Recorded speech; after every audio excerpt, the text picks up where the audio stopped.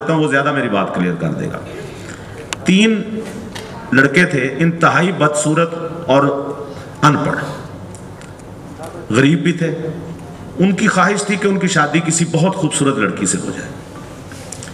उन्हें पता चला कि शहर से बाहर एक पीर साहब रहते हैं, वो ये काम कर देते हैं। वो उनके पास पहुंचे और कहने लगे, पीर साहब हम चाहते हैं कि हमारी शादी किसी खूबसूरत और पढ़ी लिखी लड़की से हो, लेकिन हम बदसूरत हैं, हम अनपढ़ हैं, लड़की हमें खूबसूरत और पढ़ी लिखी चाहिए। पीर साहब ने कहा, भी इसके लिए ना तुम्हें एक रात का चिल्ला काटना होगा।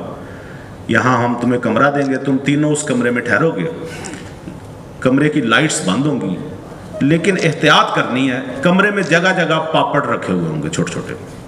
अगर किसी का पैर उस पापड़ पे आ गया, फिर उसकी शादी एक बदसूरत लड़की से होगी और अनपढ़ से होगी। लेकिन अगर किसी का पैर पापड़ से बच गया सारी रात, फिर उसे खूबसूरत और पढ़ी लिखी लड़की अता होगी। इन्होंने एक रात गुजारी। रात के 2 बजे साहब उठे कमर सीधी करने, उनका पैर पापड़ पे आ गया।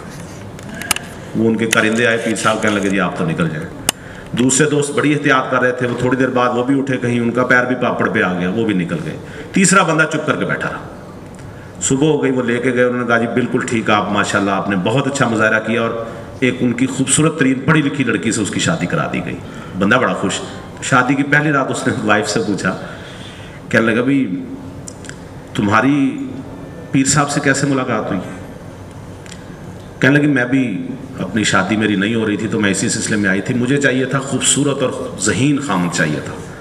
तो हम 3 सहेलियों को भी पीर साहब ने एक कमरे में बंद किया, अंधेरे कमरे में। तो पहली रात ही मेरा पैर पापड़ पे आ गया।